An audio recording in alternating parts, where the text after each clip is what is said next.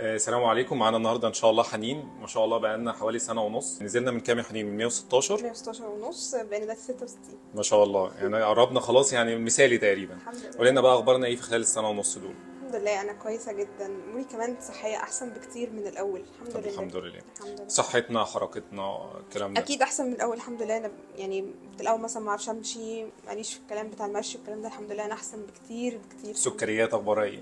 بص، هو انا بحاول، انا بحاول ابطلها بس. كويس، برافو عليك. تعرفي بحاول. تعملي لها كنترول يعني. الحمد لله الحمد لله. ده مهم جدا يا جماعه، الناس اللي عامله تكميم ان هي لازم تعمل كنترول على الحلويات، لان ده اكتر حاجه ممكن تزود وزننا على المدى البعيد.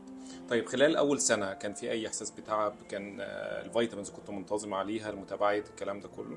احساس تعب او ارهاق لا خالص، ما كنتش بحس كده خالص اول سنه. بالعكس انا كنت بحس ان انا انشط واحسن كتير يعني. قول لنا بقى يا حنين، احنا بقالنا سنه ونص اهوت، عشان برضو يعني الناس بتحب تنقل الخبره بعد فتره طويله، مش بعد شهر او شهرين. انت بقالك سنه ونص، لو رجع بيك الوقت تاخدي القرار ولا لا؟ وايه اللي اتغير معاكي يعني عموما؟ لو رجع بيا الزمن هو نفس القرار، وهو نفس الدكتور. احلى حاجه حصلت لي في حياتي ان انا ظهري بطل يوجعني بسبب تخني، وبسبب ان انا طبعا كان عندي التهاب عندي التهاب في ظهري بسبب التخن. فده احلى حاجه حصلت لي، ان انا ما بقاش فيه الموضوع ده. انا كنت بلبس 5 اكس لارج، الحمد لله انا بقيت بعرف البس اللي انا عايزاه.